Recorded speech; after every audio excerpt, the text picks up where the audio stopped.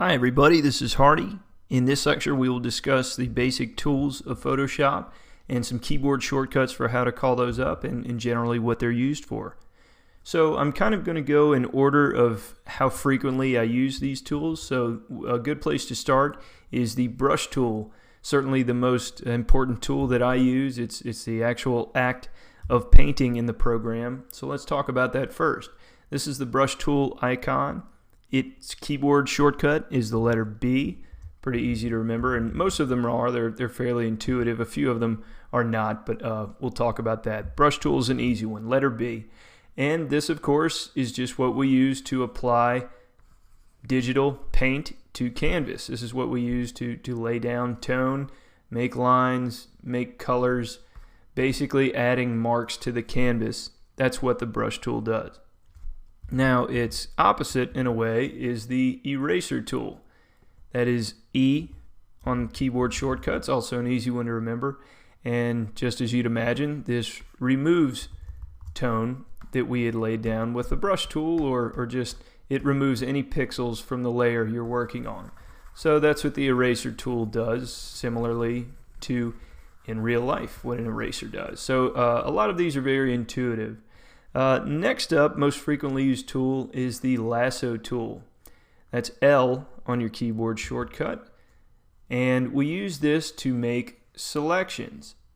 Now you can define an area. It can be any shape you make on your stylus, with your stylus on your tablet, and once we have a selection made, we can modify the pixels within there without affecting anything outside. So now that I've made this selection, I can paint inside of it, I can erase away inside of it, and it only affects what's inside the selection.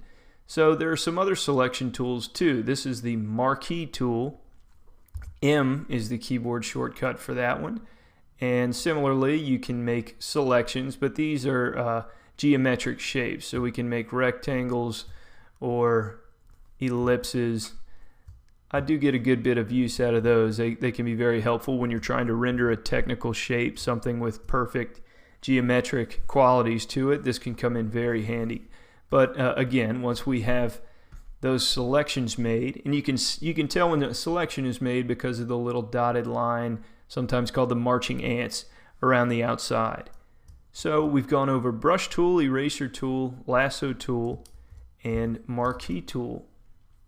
Another very important one that I use is the smudge tool. I'm still using the brush tool right now, but I just want to lay down some tones here just to show what the smudge tool can do. So here we go. The smudge tool is right here. I've got it set as R is my keyboard shortcut. That used to be the default, but some newer versions of Photoshop do not have R as the keyboard shortcut for this one, so you may have to adjust that in your preferences or just make it into any shortcut that you would like. But for a lot of versions of Photoshop and for what I use, R is the keyboard shortcut. And what the smudge tool does, as you might imagine, is sort of move tones around on the canvas. It stretches them around. You're not actually laying down any new tones, you're just sort of dragging and smearing what is already there. This is a great tool. It makes some really painterly effects, things that don't look digital at all. So it's a great way to get a nice painterly quality to your work.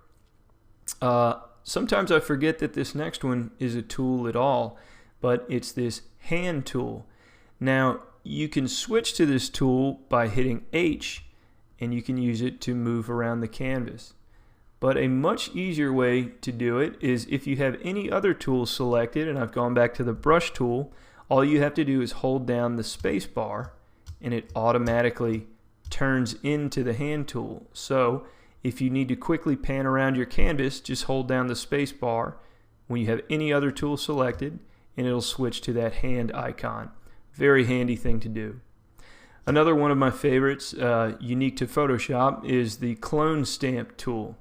This is the letter S is the keyboard shortcut here. Now what this allows us to do is once you sample an area, and we do that by holding down the Alt key, this is telling us what part of the canvas do we want to clone. So if you hold down Alt and make a selection, then the clone stamp tool will perfectly copy that area in another part of the canvas. So I've made a weird orange and green blob, and I can copy that as many times as I want all over the canvas. Very handy way to get a lot of, you can fill up a canvas very quickly with a pattern doing this. If you're painting trees in a forest, for example, this is a nice quick way to at least get basic indications down there. So clone stamp, S on the keyboard, very handy. Next one we'll discuss is the gradient tool. This is its icon right here. It is G on the keyboard, and what you might imagine is this just makes color gradients across the canvas. You can adjust the opacity just like any or most of the other tools. They have controls for their intensity and how heavy-handed they are. So anything can be customized to whatever use you need it to be. But the gradient just makes smooth gradations of color. Up here you can see you can switch this to different modes. This is the radial gradient, which is often nice for making soft skies or any kind of soft shape you might want to make. And there are a lot of others. There's one that sort of radiates outward from the center. Feel free to play around with these as much as you want, but that's the basic idea of it.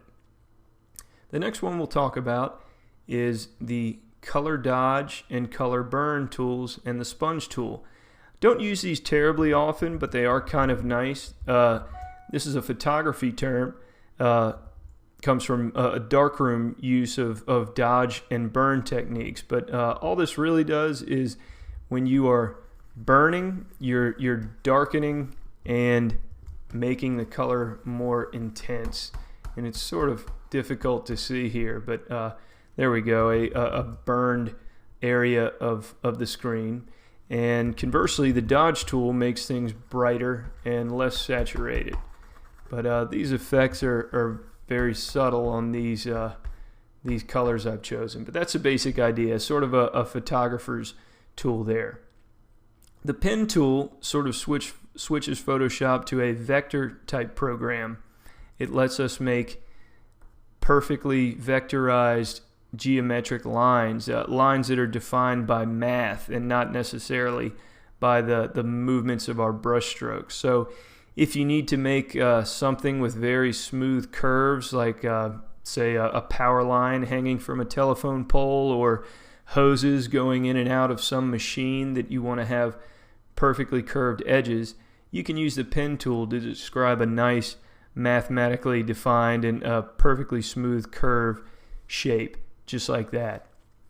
Another very handy tool is the magic wand tool, and I'm going to delete this and start over just to show you what the magic wand tool can do.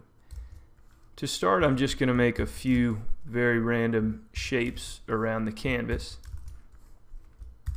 and now we'll select the magic wand tool. It is W is your keyboard shortcut. And what this does is it allows us to make selections very quickly. If I click the magic wand tool here out in this white space, you'll see it's selected all of this white area. The marching ants are going around these circles, but you can see they're also going around the outside edge as well. So that means we have this sort of negative space selected right now, and I'll show you that by filling it with this orange color. So very quickly and easily we got this whole area selected just by using the magic wand tool. It detects the edges of where something is, and it just makes a selection there. So we could select these circles as well, and I'm just holding down Shift to make more than one selection, and you can hold down Alt to subtract away selections, just like that. Another tool that's very handy is the medicine dropper tool. So let's make one of these circles. I'll go back to the magic wand tool. We'll make some of these a blue color. Now say I wanted to paint with this blue color, all I'd have to do is use the medicine dropper tool to select that color, and as you can see, this exact color appears as your foreground color in your color selector. So very handy. Let's make make this circle, give this some gradations of color. So if we use the medicine dropper tool, it will pick any one of these gradations within this circle. So you can see the color kind of jumping around because this medicine dropper is picking up every sort of in-between color between the orange and the blue. It can literally grab any color you can come up with on the canvas. Now, one good trick to know is that if you have the brush tool selected, all you have to do is hold down the Alt key and the brush tool will automatically switch to the medicine dropper tool. So that's a great way to just sort of paint on the fly and just pick up colors and lay them back down kind of willy-nilly. It makes your process very, very free-flowing and organic. So that's a great one to use. Those are the tools that I use most often, certainly. There are quite a few others, and a lot of these tools have variations, and there are a million different things that Photoshop can do that frankly I just don't have much use for.